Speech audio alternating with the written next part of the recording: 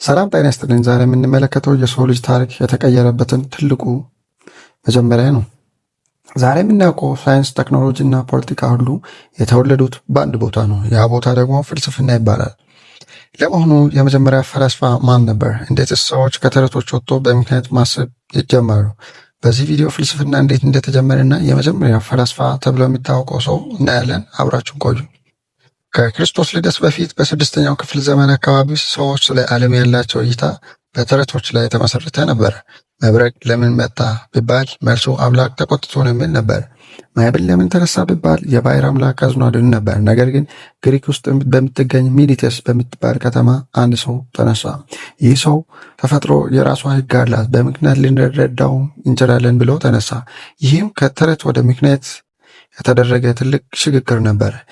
ይህ የመጀመሪያው ፈላስፋ ታሊስ ኦፍ ማይሌትስ ይባላል። ታሊስ ዓለም ከምን ተሰራች የሚል መሰረታዊ ጥያቄ ጠየቀ።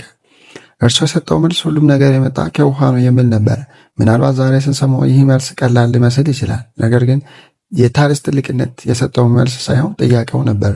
ዓለም የተሰራችው ከአማርኛ ተረት ሳይሆን ከአንድ ቁስ አካል ኦር ማተር ብሎ ማሰብ የሳይንስና የፍልስፍና መጀመሪያ ሆነ። ታሊስ የዓለምን ክስተቶች ያለ ሃይማኖትና ያለ ተረት ለማስረዳት የሞከረ የመጀመሪያ ሰው ነው። ከታሊስ በኋላ ሌሎች ፈላስፋዎች መጡ። አንዳንዶቹ ዓለም ከእሳት ነው አሉ፣ ሌሎቹ ከአየር ነው አሉ። ይህ ክርክር ደግሞ ሰዎች እንዲያሰቡ፣ እንዲመራመሩና እርስ በርስ እንዲተቻቹ በር ከፈተ።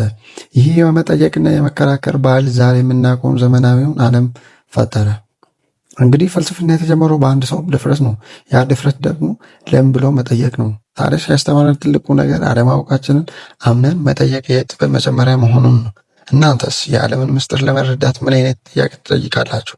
ኮሜንት ላይ አጋሩን። ቪዲዮን ከወደዳችሁ ላይክ እና አድርጉ፣ ሳብስክራይብ አድርጉ። በሚቀጥለው ቪዲዮ እስክንገናኝ ቸር ሰንብቱ።